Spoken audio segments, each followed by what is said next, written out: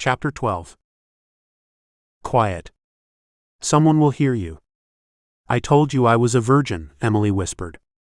After looking around. Oh fuck, not that. I could never do that.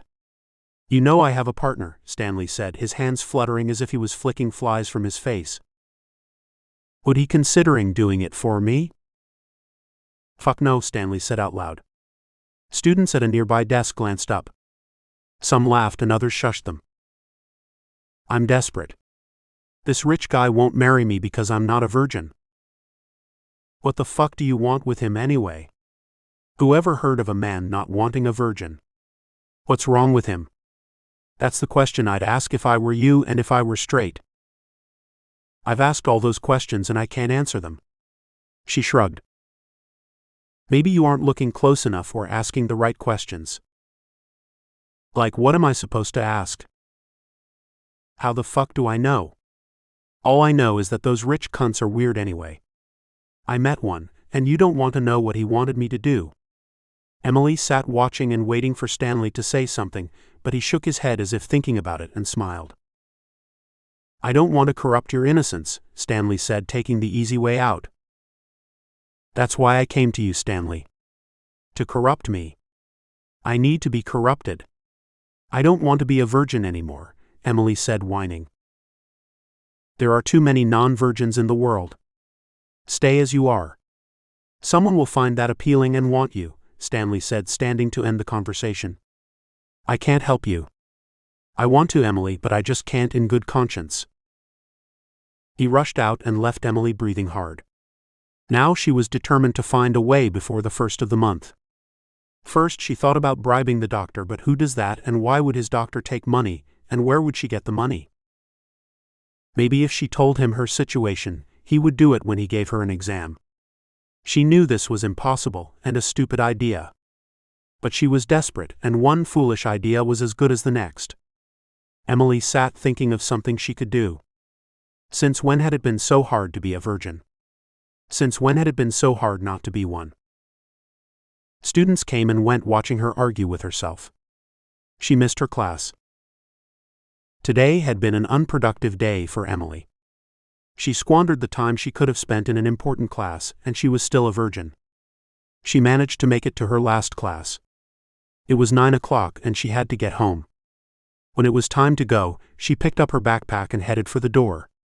She did that because everyone was leaving. So she followed along. She couldn't tell you what the professor had said. She sat and stared for 45 minutes at her.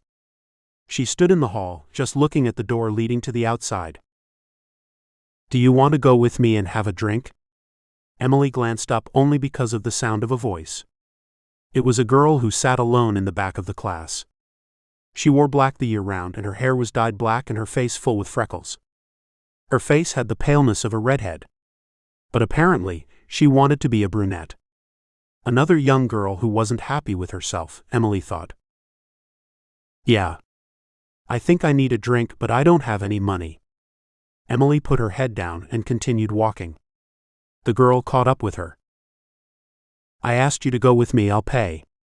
There's this guy that's in one of my classes and he goes there regularly. She paused and then said, I'd like to meet him. She smiled after tucking her hands into her jeans. Glancing at the girl who was pretty with bluish-green eyes, Emily wondered why she had to get someone's attention because she was an attractive girl. Okay, but when I get paid at the end of the month, I will pay you back. That's the only way I'll go. Sure, if you want to. I want the company. My name is Fiona. Mine is Emily. And they walked together down the hall, out of the door, and through a group of students hanging around trying to decide if they needed conversation or drinks. Nice name, Emily. I don't know why my mother named me Fiona. Why don't you ask her? I wish I could ask my mother why she named me Emily, but she left when I was a baby. It's just my father and me, Emily said as she walked with Fiona. They stood and then crossed the street to the bar. As Emily and Fiona entered the bar, Harper decided to take a walk. He walked for hours not knowing where it would take him. Surprised by how strong he felt. He didn't know the effects of hiking up and down the hills, he continued walking and jogging. An hour passed and he walked and sometimes ran. He stopped when he passed a bar. He heard a familiar voice. Looking through the picture window, he saw Emily. She was sitting with a man and a woman. She was laughing, and Harper could see how at ease she appeared. He could hear her conversation. She was alone. The man and woman had just met, but they were graduating from the college. He looked across the street at the university. At that moment he wondered if she would be someone he could spend his life with. It was a crazy notion, but what the hell, what did he have to lose? It would be no going back. Maybe she would commit to making him her life's work, but he had to tell her about himself. How could he do that? He wondered. Before he realized it, he had walked into the bar and stood in front of her table. Harper was sweating and his breathing was out of control. The sweat was now disappearing, but more taking its place. Harper didn't say a word. He was blown away at the sight of Emily. She was a beauty, and her scent signaled to him she was in heat. And his reaction from his body indicated that she would make a good mate. He needed to secure her before someone else came along and saw what he was seeing and felt what he was feeling. When she first woke him from his dreams on his return from Nevada, he didn't see past the black and white uniform. All he saw was a maid spying on him. He remembered how he had been angry with her. He hoped she didn't remember, but how could she forget how cold and dismissive he had been to her in the kitchen? Sitting relaxed with a pair of jeans and an old worn leather jacket which made her look hot, he couldn't hide the flush in his face. She was having an effect on him. A sensual, stimulating effect. He felt it from the tingle of the hair on his head to his groin. Emily, smiling and in conversation, turned to see what Fiona and her friend were staring at.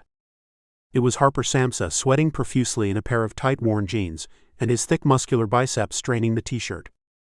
It was 50 degrees and he had almost nothing on, but then that wasn't what got their attention.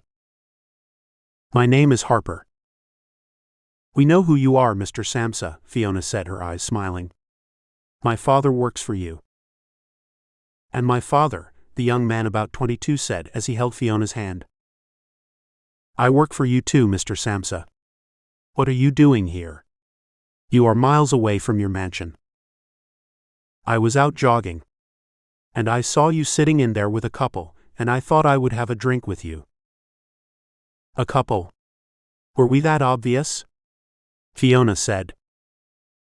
"It's obvious that the young man is interested in you. And you in him."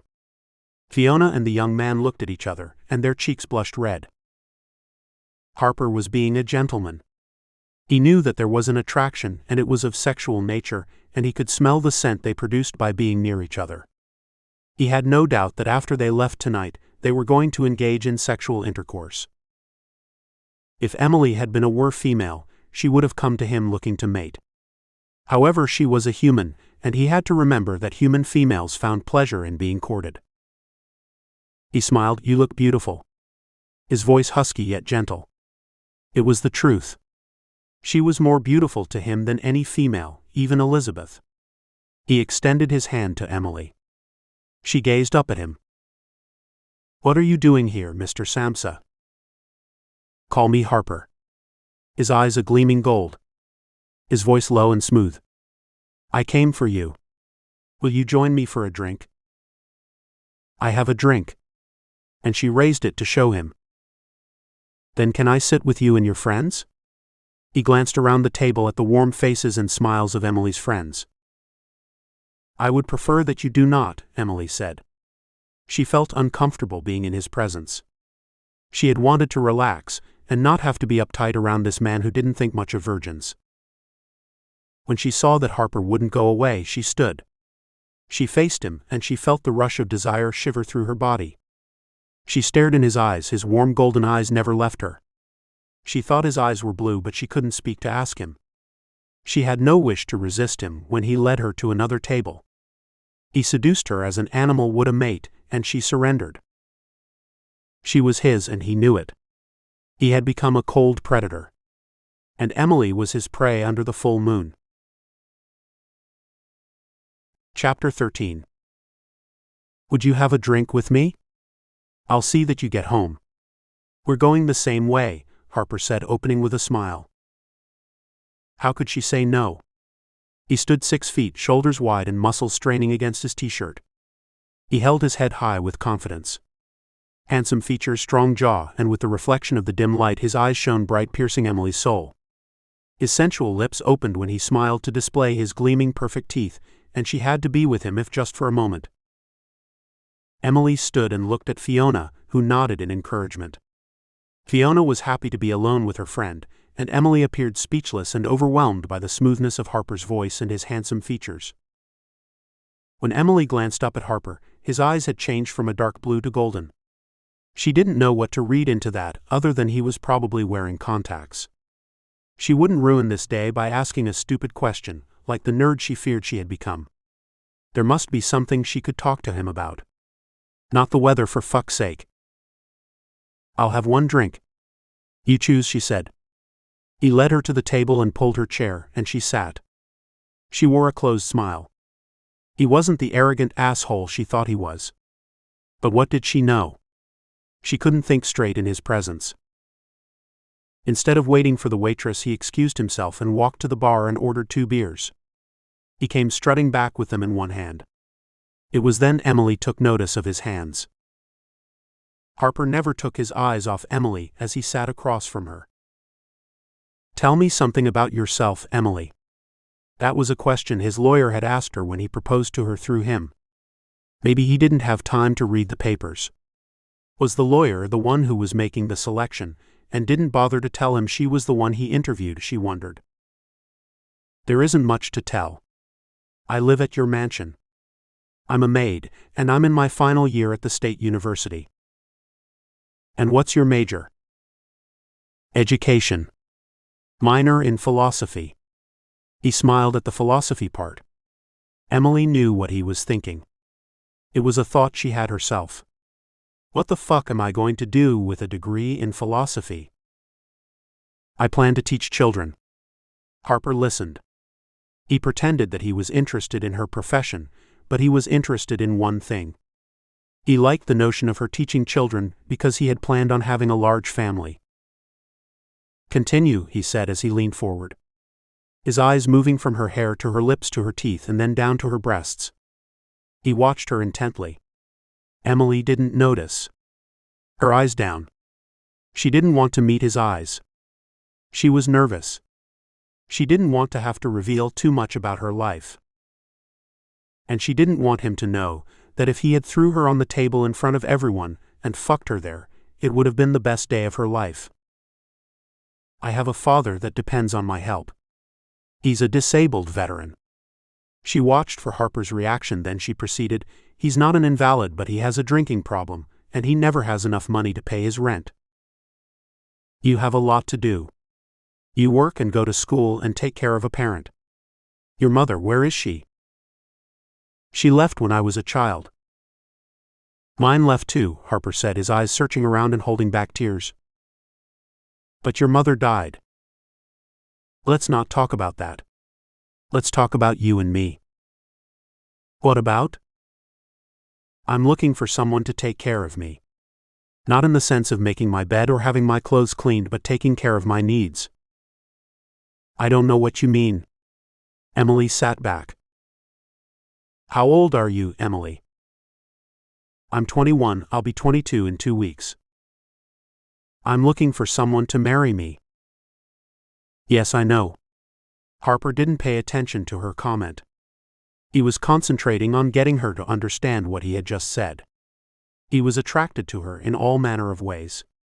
She was beautiful and he needed someone, and what could be better than to ask her since she had needs also?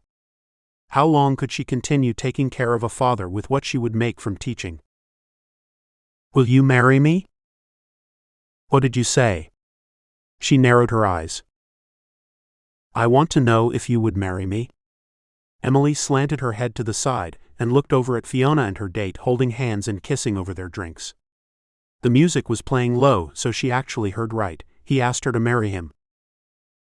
Now? Would you marry me now? Don't think about it. Don't ask me questions. Just take a chance and marry me. You won't be sorry. I'll try my best to make you happy, and you will never want for anything. And I promise you, I'll love you always. But you don't know anything about me. And I don't know anything about you. I think you should tell me something. I'm rich. I can make it so your father will never have to worry about anything again. That's what Emily wanted, for her father to be taken care of. He deserved it, and she felt the sacrifice she would make would be no sacrifice at all. She fell in love with Harper the first time she saw him, and now she would have the last laugh on Elizabeth. She would travel in the same circles as Elizabeth, and smirk quietly at her. She would think of how stupid Elizabeth must have been for losing a guy like Harper. And Emily would get the greatest pleasure of showing off because Elizabeth had been so mean to her. I'll marry you, Emily said. She heard and thought of nothing of what Stanley had said to her. She didn't ask one question of Harper. I have to call a judge. He's a family friend, and I need to call for my limo. Go over and ask your friends to be witnesses to our wedding. As Harper took out his phone, Emily walked to the table where Fiona and Friend had just come up for air after a long kiss. I'm getting married tonight. Their mouths opened. Will you two be our witnesses? Sure. How the fuck did that happen and so fast? Fiona said. Her friend glanced over and said to Fiona, would you like to make it a double wedding? Fuck no. I just met you. You don't want to ruin a good relationship with a marriage. She glanced at Emily. I'm sorry, Emily. It's not for everyone. But I'm sure you had good reasons to marry him at such a short notice. I hear he's a decent man who just inherited a fortune. And you can't go wrong with a face like his, and a body I would kill to have wake up with me in the morning, Fiona said, looking at her friend and sliding her tongue across her lips, and her boyfriend leaning over and biting her lip. Trying to feel good about everything, Emily kept smiling amid all the uncertainty and angst she felt. Harper walked over and held out his hand to Emily. My limo is coming. Is everyone ready to celebrate my marriage to Emily? He brought Emily to him for a heated kiss. His lips, soft and warm, touched hers lightly. His heart beat fast, and Emily felt it, and he felt hers. Emily pulled away, nervous and embarrassed. Yeah, but how could you get a marriage certificate so soon? The young man asked Harper. Ignoring the question, Harper trotted to the car as if he didn't hear him. When he spotted his limo through the window, it cruised to the curb and stopped. But Harper listened to every word and every whisper. This new sense of hearing was making his life unbearable. He couldn't get used to it because everything was all too new. Don't ask him that. Don't you know when you have money you can buy anything, Fiona said. There I go again, Emily. I'm sorry. I just found a friend and my big mouth is ruining everything. No. I'm happy. I like Harper. Harper heard Emily. But she didn't say she loved him. He wanted her to say that. But what could he expect? He asked her to marry him, and she accepted without questioning his motives. What more could a werewolf expect? He thought.